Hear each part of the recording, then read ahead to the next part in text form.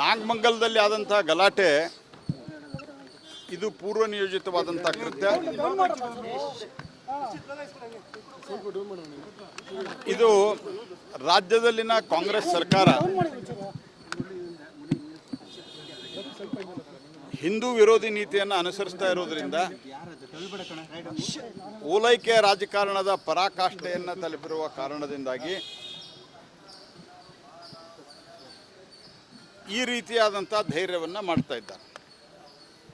ಇವತ್ತು ನಾನು ಅಲ್ಲಿನ SP ಅವರ ಹೇಳಿಕೆಯನ್ನು ನೋಡಿದೆ. ಅವರೇ ಹೇಳಿದರು ಆ ರೂಟಲ್ಲಿ ರೆಗ್ಯುಲರ್ ಹೋಗಿದ್ದಾರೆ ಅಂತ.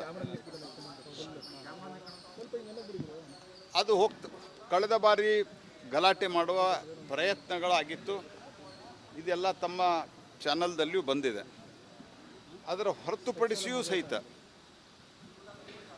ಯಾವುದೇ ಕ್ರಮನೂ ಮುಂಜಾಗ್ರತಾ ಕ್ರಮ ಕೈಗೊಳ್ಳಲ್ಲ ಮತ್ತು ತಲವಾರು, ರಾಡು, ಮಚ್ಚು ಎಲ್ಲ ಹೊರಗೆ ಬರ್ತವೆ ಅಂತಂದರೆ, ಕಲ್ಲುಗಳು ರಾಶಿ ಹೊರಗೆ ಬರ್ತದೆ ಅಂತಂದರೆ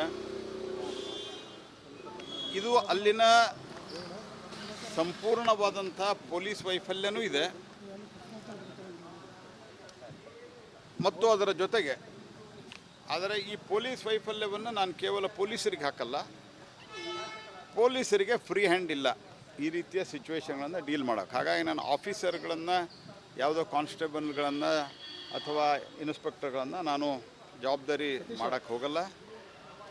ಸರ್ಕಾರ ಈ ರೀತಿಯ ಕೋಮುವಾದಗಳಿಗೆ ಬೆಂಬಲವನ್ನು ಕೊಡ್ತಾ ಇದೆ ಮತ್ತು ಮುಂದುವರೆದಂಥ ಅಲ್ಲಿ ಅಧಿಕಾರಿಗಳ ಹೇಳಿಕೆಯೂ ಸಹಿತ ಸರ್ಕಾರದ ನಿರ್ದೇಶನದಂತೆಯೇ ಕೊಡ್ತಾ ಇದ್ದಾರೆ. ಇಲ್ಲ, ಅವರು ಮಸೀದಿ ಮುಂದೆ ಭಾಳ ಹೊತ್ತು ಕುಣಿದ್ರು, ಅದಕ್ಕಾಗಿ ಗಲಾಟೆ ಆಯಿತು ಅಂತ. ಮೆರವಣಿಗೆ ಹೋಗ್ಬೇಕಾರೆ ಅನೇಕ ಕಡೆ ಕುಣಿತಾರೆ, ಅದಕ್ಕೆ ಮಚ್ಚು ತೊಗೊಂಬರ್ಬೇಕಾ, ಅದಕ್ಕೆ ಪೆಟ್ರೋಲ್ ಬಾಂಬ್ ತೊಗೊಂಬರ್ಬೇಕಾ, ಅದಕ್ಕೆ ಬೆಂಕಿ ಹಚ್ಚಬೇಕಾ? ಅಂದರೆ ಅಧಿಕಾರಿಗಳು ಸಹಿತ ಯಾವ ರೀತಿ ಹೇಳಿಕೆ ಕೊಡ್ತಾ ಇದ್ದಾರೆ ಅಂತ ಅನ್ನೋದು ನೋಡಿದರೆ ಸರ್ಕಾರ ಯಾವ ರೀತಿ ಅವರಿಗೆ ನಿರ್ದೇಶನ ಕೊಡ್ತಾ ಇದೆ ಅನ್ನೋದು ಅರ್ಥ ಆಗ್ತದೆ. ಹಾಗಾಗಿ ಮತ್ತು ದೊಂಬೆ ಗಲಭೆ ಎಬ್ಬಿಸ್ತವ್ರು ಅವರು ಅರೆಸ್ಟ್ 2 ಕಡೆ ಮಾಡ್ತಾ ಇದ್ರು. ಇದೇ ನ್ಯಾಯ ಇದೆ? ಅಲ್ಲಿರುವಂಥ ಇಸ್ಲಾಂ ಮತಾಂಧ ಶಕ್ತಿಗಳನ್ನು ಮೆಟ್ಟಿ ಹಾಕಬೇಕು ಮತ್ತು ಕಟ್ಟುನಿಟ್ಟಿನ ಕ್ರಮ ತೆಗೆದುಕೊಳ್ಳಬೇಕು. ನಮ್ಮ ವಿಧಾನಸಭೆ ವಿರೋಧ ಪಕ್ಷದ ನಾಯಕರು ಮತ್ತು ರಾಜ್ಯ ಅಧ್ಯಕ್ಷರು ಎಲ್ಲ ಅಲ್ಲಿ ಹೊರಟಿದ್ದಾರೆ. ಈಗ ಬಹುತೇಕ ನಮ್ಮ ವಿಧಾನ ಪರಿಷತ್ತಿನ ಅಪೋಸಿಷನ್ ಲೀಡರು ಹೊರಟಿದ್ದಾರೆ, ಯಡಿಯೂರಪ್ಪ ಸಾಹೇಬರು ಹೊರಟಿದ್ದಾರೆ. ಹಾಗಾಗಿ ನಮ್ಮ ಪಾರ್ಟಿ ಸಂಪೂರ್ಣವಾಗಿ ಅಲ್ಲಿ ಆನ್ ಗ್ರೌಂಡ್ ನಡೆದಿರುವಂಥ ವಿಷಯವನ್ನು ನೋಡಿಕೊಂಡು ಬರ್ತಾರೆ. ಅದಾದ ನಂತರ ಅಗತ್ಯ ಬಿದ್ದರೆ ನಾವು ಮುಂದಿನ ಹೋರಾಟಕ್ಕೂ ಸಿದ್ಧರಾಗ್ತೀವಿ. ಯಾಕಂದರೆ ಇದು ಅನೇಕ ಕಡೆ ಇನ್ನು ಮುಂದೆ 7ನೇ ದಿವಸಕ್ಕೆ, 9ನೇ ದಿವಸಕ್ಕೆ, 11ನೇ ದಿವಸಕ್ಕೆ ಏನು ಗಣಪತಿ ವಿಸರ್ಜನೆ ಆಗ್ತವೆ, ಇದೊಂದು ಕುಮ್ಮಕ್ಕು. ಈ ಹಿಂದೆ ಹುಬ್ಬಳ್ಳಿಯಲ್ಲಿ 3 ವರ್ಷದ ಹಿಂದೆ ಗಲಭೆ ನಡೆದಂಥ ಪೊಲೀಸ್ ಸ್ಟೇಷನ್ನು ಸುಟ್ಟಾಕ್ಲಿಕ್ಕೆ ಬಂದಂಥ ಒಂದು ರೀತಿಯಲ್ಲಿ SDPF ಜೊತೆಗೆ ಸಂಬಂಧ ಇರುವಂಥ ಜನರನ್ನು ಇವರು ಸರ್ಕಾರ ಬಂದ ನಂತರ ಅಮಾಯಕರು ಅಂತ ಏನು ಮಾಡಿಬಿಟ್ರು. KJ ಹಳ್ಳಿ, DJ ಹಳ್ಳಿ ಗಲಭೆಯಲ್ಲಿಯೂ ಸಹಿತ ಅವರಿಗೆ ಒಂದು ಅನುಕಂಪವನ್ನು ಸರ್ಕಾರ ತೋರಿಸಲಿಕ್ಕೆ ಶುರು ಮಾಡ್ತೇವೆ. ಅದಾದ ನಂತರ ಈ ಮತಾಂಧ ಇಸ್ಲಾಮಿಸ್ಟ್ ಶಕ್ತಿಗಳಿಗೆ ಅನ್ನಿಸಿದೆ ರಾಜ್ಯದಲ್ಲಿರುವಂಥ ಕಾಂಗ್ರೆಸ್ ಸರ್ಕಾರ ಇದು ಒಂದು ರೀತಿ ನಮ್ಮ ಸರ್ಕಾರ, ಇದೊಂದು ರೀತಿ ಇಸ್ಲಾಮಿಕ್ ಸರ್ಕಾರ ಅಂತ ಅನಿಸಿದೆ ಅವರಿಗೆ. ಹಾಗಾಗಿ ಈ ರೀತಿಯಾದಂಥ ಧೈರ್ಯವನ್ನು ಅವರು ಮಾಡ್ತಾ ಇದ್ದಾರೆ. ನಾನು ಸಿದ್ದರಾಮಯ್ಯನವರಿಗೆ ಮತ್ತು ಗೃಹ ಮಂತ್ರಿಗಳು ಒಂದು ಹೇಳಿಕೆ ಕೊಟ್ಟಿದ್ದಾರೆ. ಗೃಹ ಮಂತ್ರಿಗಳು ಒಂದು ಮಾತು ಹೇಳಿದ್ದಾರೆ, ಇದೊಂದು ಸಣ್ಣ ಗಲಾಟೆ, ಇದನ್ನು ಕೋಮು ಗಲಭೆ ಅಂತ ತಿಳ್ಕೊಂಡು ನೀವು ಬಿಂಬಿಸ್ಬೇಡ್ರಿ ಅಂತ ಮಾಧ್ಯಮದವರಿಗೆ ಬುದ್ಧಿ ಹೇಳ್ಯಾರ. ಆದರೆ ಹೋಮ್ ಮಿನಿಸ್ಟ್ರಿಗೆ ಏನು ಅವ್ರಿಗೆ ಯಾವುದು ಸಣ್ಣದು, ಯಾವುದು ದೊಡ್ಡದು, ಯಾವುದು ಕೋಮು ಗಲಭೆ ಇದು ತಿಳಿಯುತ್ತಲ್ವ ಏನು ಅಂತ. ಅಂದ್ರೆ ವೋಟ್ ಬ್ಯಾಂಕ್ ರಾಜಕಾರಣಕ್ಕಾಗಿ ಈ ದೇಶದಲ್ಲಿರುವಂಥ ಅಮಾಯಕ ವ್ಯಾಪಾರಸ್ಥರನ್ನ, ನನಗೆ ಇಮಿಡಿಯೇಟ್ ಬಂದಿರುವಂಥದ್ದು ಕೆಲವು ಅತ್ಯಂತ ಬಡ ವ್ಯಾಪಾರಸ್ಥರದ್ದು, ಸಣ್ಣ ಪುಟ್ಟ ವ್ಯಾಪಾರಸ್ಥರು ಗೂಡಂಗಡಿಗಳನ್ನು ಎಲ್ಲ ಸುಟ್ಟು ಹಾಕಿದ್ದಾರೆ. ಅಂದರೆ ನಾಳಿಂದ ಅವರ ಬದುಕು ಮುರಬಟ್ಟೆ ಆಗುತ್ತೆ. ಈ ಥರದ ಬಡವರಿಗೂ ಬಗ್ಗೆನೂ ಕಳಕಳಿ ಇರಲಾರ್ದಂಥ ಒಂದು ಸರ್ಕಾರ. ಮೇಲೆ ಸಮಾಜವಾದಿಗಳಿವರು, ಸಮಾಜವಾದಿಗಳಲ್ಲಿ ಇವರು ವೋಟ್ ಬ್ಯಾಂಕ್ ರಾಜಕಾರಣ ಮಾಡ್ತಾ ಅಧಿಕಾರವನ್ನು ಹಿಡಿದು ಮಜಾ ಮಾಡುವಂಥ ಮಜಾವಾದಿಗಳಿವರು. ಹಾಗಾಗಿ ನಾನು ಈ ಘಟನೆಯನ್ನು ತೀವ್ರವಾಗಿ ಖಂಡಿಸ್ತೀನಿ, ಸರ್ಕಾರದ ಅಪ್ರೋಚನ್ನು ಖಂಡಿಸ್ತೀನಿ. ಇದು 100% ಪೂರ್ವ ನಿಯೋಜಿತ. ಸರ್ಕಾರಕ್ಕೆ ಗಟ್ಟಿತನ ಇಲ್ವಾ ಅಥವಾ ಗೃಹ ಇಲಾಖೆ ಗಟ್ಟಿತನ ಇಲ್ವಾ? ಇಡೀ ಸರ್ಕಾರ ನೋಡಿ, ಸರ್ಕಾರಕ್ಕೆ ಗಟ್ಟಿತನ ಇಲ್ಲವೇ ಇಲ್ಲ. ಕಾರಣ ಏನು ಅಂತಂದರೆ ಕಾಂಗ್ರೆಸ್ ಪಾರ್ಟಿ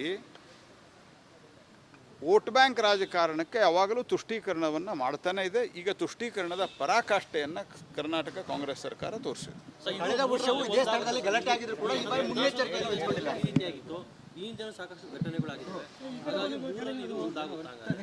ಇಲ್ಲ ನೋಡಿ, ಎಲ್ಲಿ ತನಕ ಸರ್ಕಾರಗಳು ಕಟ್ಟುನಿಟ್ಟಿನ ಕ್ರಮ ತೆಗೆದು, ಈಗ 3-3.5 ವರ್ಷದ ಹಿಂದೆ ನಮ್ಮ ಸರ್ಕಾರ ಇದ್ದಾಗ ಹುಬ್ಬಳ್ಳಿಯಲ್ಲಿ ಪೊಲೀಸ್ ಸ್ಟೇಷನ್ ಸುಡುವಂಥ ಪ್ರಯತ್ನವನ್ನು ಮಾಡಿದರು, ಕಲ್ಲು ಹೊಡೆದ್ರು, ಎಲ್ಲ ಮಾಡಿದರು. ಆವಾಗ ಯಾರನ್ನು ನಾವು ಅಂದರೆ ನಮ್ಮ ಸರ್ಕಾರ ಅರೆಸ್ಟ್ ಮಾಡಿ, ಪೊಲೀಸರು ಅರೆಸ್ಟ್ ಮಾಡಿ ಸರಿಯಾದಂಥ ಸೆಕ್ಷನ್ಗಳನ್ನು ಹಾಕಿ ಕಟ್ಟುನಿಟ್ಟಿನ ಕ್ರಮ ತೆಗೆದುಕೊಂಡಿದ್ದರು. ಅವ್ರು ಈ ಸರ್ಕಾರ ಬರೋವರೆಗೆ ಹೊರಗೆ ಬರಲಿಕ್ಕೆ ಬಿಡಲಿಲ್ಲ ನಾವು. ಅಂದರೆ ಗೊತ್ತಾಗಬೇಕು ಪೊಲೀಸ್ ಸ್ಟೇಷನ್ ಅಲ್ಲಿ ಎಂಥ ಸ್ಥಿತಿ ಇತ್ತಂದರೆ ಪೊಲೀಸ್ ಕಮಿಷನರ್ನೇ ಅವರು ಕೊಂದು ಹಾಕಬೇಕು ಅಂತನ್ನೋ ರೀತಿ ಪ್ರಯತ್ನಗಳು ನಡೆದಿತ್ತು. ಆ ರೀತಿಯಾದಂಥ ಘಟನೆಗಳು ನಡೆದಾಗ ಸರ್ಕಾರ ಕಟ್ಟುನಿಟ್ಟು, ಅದಾದ ನಂತರ ಈಗ ಯಾರೂ ಏನೂ ಬಾಲ ಬೀಸ್ತಾ ಇಲ್ಲ. ಯಾಕಂದರೆ 3 ವರ್ಷ ಜೈಲಿನಲ್ಲಿ ಇದ್ದು ಬಂದ ನಂತರ ಗೊತ್ತಾಗಿದೆ ಈಗ ಕಟ್ಟುನಿಟ್ಟಿನ ಕ್ರಮ ಆಗ್ತದಂತ. ಆದರೆ ಇವರು ಬಂದ ಮೇಲೆ ಅವ್ರನ್ನ ಬಿಟ್ಟರು ಅವ್ರಿಗೇನು ಅನ್ನಿಸ್ತಾ ಇದೆ, ನಮ್ಮ ಸರ್ಕಾರ ಇದೆ, ಒಂದು ತಿಂಗಳು ಭಾಳಾದ್ರೆ 15 ದಿವಸ ಜೈಲಲ್ಲಿ ಹೋಗಿ ಬರ್ತೀವಿ, ಅದು ಅವರೇ ಹಾಕಲ್ಲ. ಈ ಮಾನಸಿಕತೆ ಕಾರಣದಿಂದ ಆಗ್ತದೆ. ಇದು ಯಾರು ವೀಕು ಯಾರು ಸ್ಟ್ರಾಂಗು ಅನ್ನೋ ಪ್ರಶ್ನೆ ಇಲ್ಲ. ಹೋಮ್ ಮಿನಿಸ್ಟರ್ಗಿಂತ ಹೆಚ್ಚಾಗಿ ಕಾಂಗ್ರೆಸ್ಸಿನ ನಿನ್ನೆ ರಾಹುಲ್ ಗಾಂಧಿ ಒಬ್ಬ ಅಮೇರಿಕಾದಲ್ಲಿ ಸೆನೆಟರ್ ಆಗಿರುವಂಥ ಪಾಕಿಸ್ತಾನಿ ಪ್ರೇರಿತವಾದಂಥ ಒಬ್ಬ ಅಲ್ಲಿನ ಲಾ ಮೇಕರ್ನ ಭೇಟಿ ಆಗ್ತಾರೆ ಅಂತಂದ್ರೆ ಸತತವಾಗಿ UN-ನಲ್ಲಿ ಅಲ್ಲಿನ ಕಾಂಗ್ರೆಸ್ದಲ್ಲಿ ಸತತವಾಗಿ BJP ವಿರುದ್ಧಲ್ಲ, ಭಾರತದ ವಿರುದ್ಧ ಹೇಳಿಕೆ ಕೊಡ್ತಾರೆ ಅವರು. ಇಸ್ಲಾಮಿಕ್ ಟೆರರಿಸಮನ್ನು ಬೆಂಬಲಿಸ್ತಾರೆ ಅವರು. ಅವ್ರನ್ನ ರಾಹುಲ್ ಗಾಂಧಿ ಭೇಟಿ ಆಗ್ತಾರೆ. ಆ ಫೋಟೋ ಸೋಷಿಯಲ್ ಮೀಡಿಯಾದಲ್ಲಿ ನಿನ್ನೆನ ವೈರಲ್ ಆದಮೇಲೆ ಅವ್ರಿಗೇನು ಅನ್ನಿಸ್ತದೆ, ರಾಹುಲ್ ಗಾಂಧಿ ನಮ್ಮ ಪರವಾಗಿದ್ದಾನೆ, ರಾಹುಲ್ ಗಾಂಧಿ ಶಿಷ್ಯ ಇಲ್ಲಿ ಸಿದ್ದರಾಮಯ್ಯ ಇದ್ದಾರೆ, ಹಿಂಗಾಗಿ ನಡೀತದೆ ಅಂತ ಅವ್ರಿಗೆ ಅನಿಸುತ್ತೆ. ಕೇಂದ್ರದ ಗಮನಕ್ಕೆ ಈಗಾಗಲೇ ಹೋಗಿರುತ್ತೆ ಪೆಟ್ರೋಲ್ ಬಾಂಬ್ಗಳನ್ನೆಲ್ಲ ಕೇಂದ್ರ ಗೃಹ ಸಚಿವರ ಜೊತೆ ಮಾತಾಡಿ ಕೇಂದ್ರ ಏಜೆನ್ಸಿಗಳು ಇದ್ರ ಬಗ್ಗೆ ಅಂದರು ಹಿಂದೆ ಯಾವೆಲ್ಲ ಶಕ್ತಿಗಳಿದಾವೆ ಹೇಳುವಂಥ ಪ್ರಯತ್ನವನ್ನು ನೋಡಿ. ಎಲ್ಲ ಸಂಗತಿಗಳನ್ನು ಕೇಂದ್ರ ಮಾಡೋಕ್ಕಾಗಲ್ಲ. ನಾವು ಎಲ್ಲಿ ಒಂದು ರೀತಿಯಲ್ಲಿ ಭಯೋತ್ಪಾದನಾ ಚಟುವಟಿಕೆ ನಡೆದು ಇದು ನಡೀತಾವೆ ಅಲ್ಲಿ NIA ನೇರವಾಗಿ ತಗೋದು. ಬಾಕಿ ಎಲ್ಲ ರಾಜ್ಯದ ಲಾ ಆ್ಯಂಡ್ ಆರ್ಡರ್ ರಾಜ್ಯಕ್ಕೆ ಬರ್ತದೆ. ಆದರೂ ಕೂಡ ಈ ಪೆಟ್ರೋಲ್ ಬಾಂಬು ಇತ್ಯಾದಿ ಈಗ ಅಶೋಕ್ ಅವರು, ಸನ್ಮಾನ್ಯ ಯಡಿಯೂರಪ್ಪನವರು, ವಿಜೇಂದ್ರ ಅವರು ಏನು ಹೋಗಿದ್ದಾರೆ, ಅವ್ರು ಬಂದ ನಂತರ ವಸ್ತುಸ್ಥಿತಿಯನ್ನು ತಿಳ್ಕೊಂಡು ನಾನು ನಾಳೆ ನಾಡಿದ್ದು ಎಲ್ಲ ಡೀಟೇಲ್ಸ್ ಗೊತ್ತಾದ ನಂತರ ಮಾನ್ಯ ಗೃಹ ಮಂತ್ರಿಗಳಿಗೂ ಮಾತನಾಡ್ತೇನೆ. ರಾಷ್ಟ್ರೀಯ ಬಳ್ಳಾರಿ ಪಾದಯಾತ್ರೆ ಸರ್, ಬಳ್ಳಾರಿ ಪಾದಯಾತ್ರೆ ನೋಡಿ, ಬಳ್ಳಾರಿ ಪಾದಯಾತ್ರೆ ಬಗ್ಗೆ ನನ್ನ ಹೆಸರಲ್ಲಿ ಅನೇಕರು ನಡೆಸ್ತಾ ಇದ್ದಾರೆ. ನಾನು ಅವತ್ತು ಹೇಳಿದ್ದೇನು ಅಂತಂದರೆ, ನಾನು ನೀವು ಕೇಳಿದಂಗೆ ಪ್ರಶ್ನೆಗೆ ಉತ್ತರ ಕೊಡ್ತಾ ಹೇಳಿದ್ದೆ. ಅದು ಶ್ರೀ ಯತ್ನಾಳ್ ಅವರಿರಲಿ ಅಥವಾ ಇನ್ನಿತರ ಪ್ರಮುಖರಲ್ಲಿ ಏನು ಸೇರಿದ್ರು, ಅರವಿಂದ್ ಲಿಂಬಾವಳಿ ಅವರು, ಅವರೆಲ್ಲರೂ ಏನು ಹೇಳಿದ್ದಾರೆ ಅಂತಂದರೆ, ನಾವು ಪಾದಯಾತ್ರೆಯನ್ನು ಇನ್ನೊಂದು ಪಾರ್ಟಿಯಿಂದ ಮಾಡಬೇಕು, ನಾವು ರಾಷ್ಟ್ರೀಯ ಅಧ್ಯಕ್ಷರ ಅನುಮತಿ ಕೇಳ್ತೇವೆ, ಅವ್ರು ಕೊಟ್ಟರೆ ಮಾಡ್ತೇವೆ ಅಂತ. ನಾವು ಪಾರ್ಟಿ ಫೋರಮ್ದಲ್ಲಿ ಇದನ್ನು ಚರ್ಚೆ ಮಾಡಿ ರಾಷ್ಟ್ರೀಯ ಅಧ್ಯಕ್ಷರ ಪರ್ಮಿಷನ್ ಕೇಳಿ ತೀರ್ಮಾನ ಮಾಡ್ತೀವಿ ಅಂತ ಹೇಳಿದೆ ನಾನು. ಮತ್ತು ಮಾಡೋದರಲ್ಲಿ ತಪ್ಪಿಲ್ಲ, ಯಾಕಂದರೆ ಅದು ಕೂಡ ಮೂಡೋದಕ್ಕಿಂತ ದೊಡ್ಡ ಹಗರಣ ಅದು. ಯಾಕಂದರೆ ಅದರಲ್ಲಿ ನೇರವಾಗಿ ಹಣ ವರ್ಗಾವಣೆ ಆಗಿದೆ ಮತ್ತು ಒಬ್ಬ ಮಂತ್ರಿ ಇನ್ವಾಲ್ವ್ ಆಗಿದ್ದಾರೆ. ಮಂತ್ರಿ ಅಷ್ಟೇ ಅಲ್ಲ, ಅದರಲ್ಲಿ ಮುಖ್ಯಮಂತ್ರಿ ಉಪಮುಖ್ಯಮಂತ್ರಿನೂ ಇದ್ದಾರೆ. ಚುನಾವಣೆಗೆ ಬಳಕೆ ಆಗಿದೆ ಇದು ಎಲ್ಲ. ಹೀಗಾಗಿ ಇದು ಭಾಳ ಸೀರಿಯಸ್ ಇದೆ ವಿಷಯ. ಅವ್ರು ಒಪ್ಕೊಂಡಿದ್ದಾರೆ ಇದನ್ನು. ಇವತ್ತು ಇಲ್ಲೆಲ್ಲ ಪೊಲಿಟಿಕಲ್ ವಿಷಯದ ಬಗ್ಗೆ ಚರ್ಚೆ ಆಗಿಲ್ಲ, ಒಟ್ಟು ಸಂಘಟನಾತ್ಮಕ ವಿಷಯಗಳು. ಆನಂತರ ಇನ್ನೂ ಹೆಚ್ಚು ನಾವೆಲ್ಲ